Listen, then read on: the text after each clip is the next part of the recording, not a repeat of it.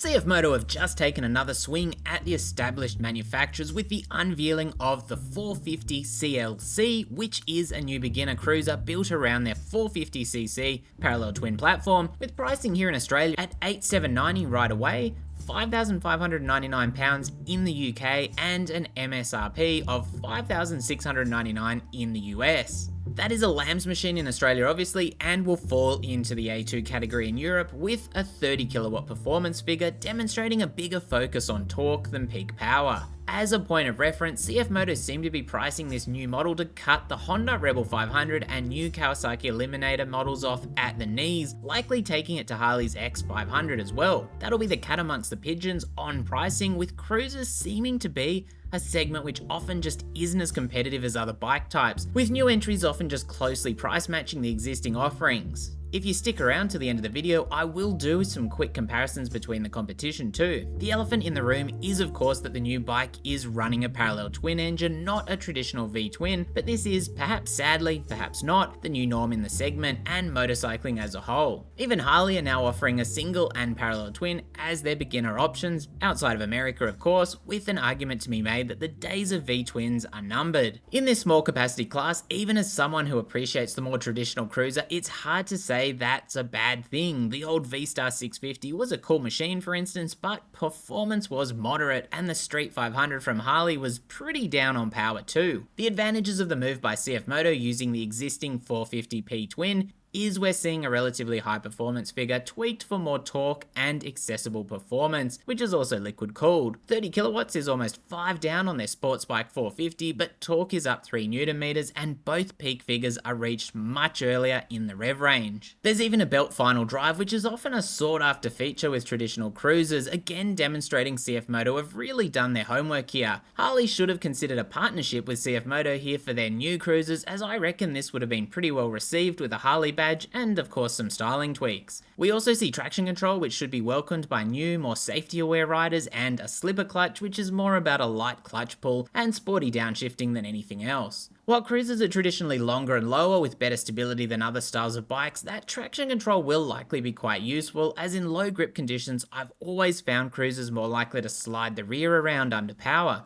Add rear brakes, also offering more stopping power, and the ABS will come in handy too here. Brakes are by Journo, which is owned by Brembo, but a bit like Biber is more of a lower tier brand within the family, and there's a 4-pot front caliper and 320mm rotor alongside a 220mm rear rotor, but I can't see any caliper information for the rear, and that is only the single front disc brake. The stance of the bike with the 690mm seat height is very cruiser, wide flat bars with bar end mirrors, taller front end, shorter tail, and obviously seat, decent reach to the foot controls for a more stretched out seat to peg ergonomic, very much what we'd expect, not just a naked bike with cruiser styling. That 690mm seat height will be suitable even for shorter riders, and the bike appears fairly narrow between the legs, with the narrowest section of the bike being where you'll be putting a foot down. The seat being leather with contrasting stitching is a nice touch too, again looking the business, especially contrasted against the two-tone tank on the Nebula red colour option. CFMOTO reckon British inspired styling, and I can kinda see it, with the bike offering a fairly traditional look overall. 16-inch wheels with chunky tyres help here too of course, as does the low stance, taller front end, and small single headlight. Indicators are also chunky units, obviously taking inspiration from that older style, despite being LED all round, and the taillight is also quite minimalistic. Suspension is a set of 37mm USD forks, which honestly looked a bit thicker than that at my first glance at the pictures provided, and there's a monoshock at the rear with preload adjustment. That's all within reason, and ground clearance is 160mm, with suspension travel 130 at the front and 96mm at the rear. With the bike weighing a fairly light 181 kilos at the curb, the real question will be how well tuned that suspension will be and how wide a variety of riders it can handle. CFMOTO aren't new to the game of course, and if they can create a bike as fun and engaging as the Royal Enfield Super Meteor, they'll really be in business. The fuel tank is a relatively small 12 litres, which again isn't unusual for a cruiser, while we see a handsome round TFT display that really does look the business. Triumph, this is what you needed on your new 400s. Included is over-the-air updates, CFMOTO Ride and Moto Play as far as kind of the apps side of things, Everything a new or younger rider would want alongside the safety tech. Now the bike really does catch my eye overall. External reservoir for the front master cylinder is nice to see, the bars are clean, those mirrors are very fitting for the overall look. The 16-inch wheels run contrast cut spokes, making them really stand out, and obviously these are alloys, so tubeless.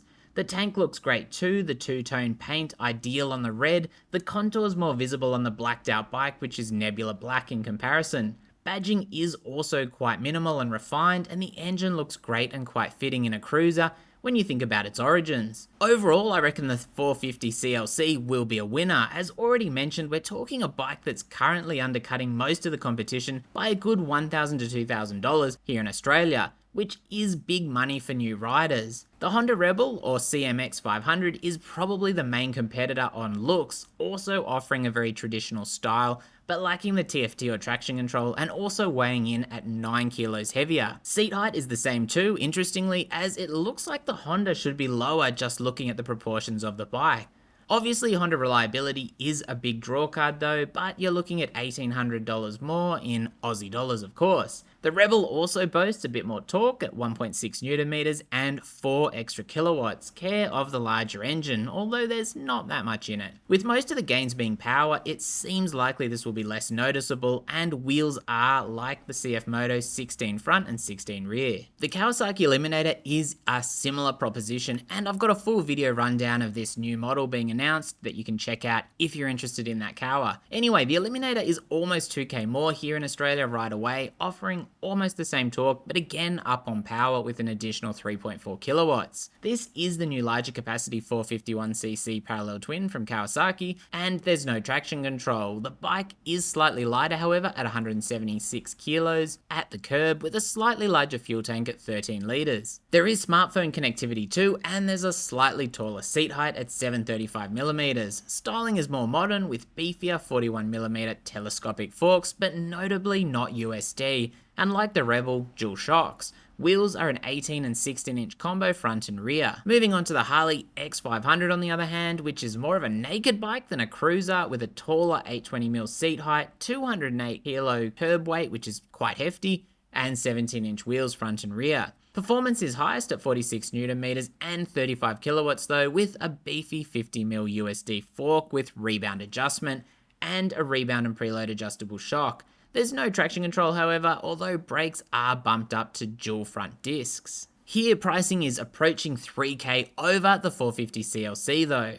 We could look up to the Royal Enfield Super Media or Vulcan S, jumping up to the 650 class, which is another step up again in price over that Harley X500, although only a smallish jump, but I'll leave that for another time. Let me know what you think of the new CFMOTO 450CL-C Cruiser, drop me a like, sub, or hit that notification bell. As always, stay safe out there, and thanks for watching.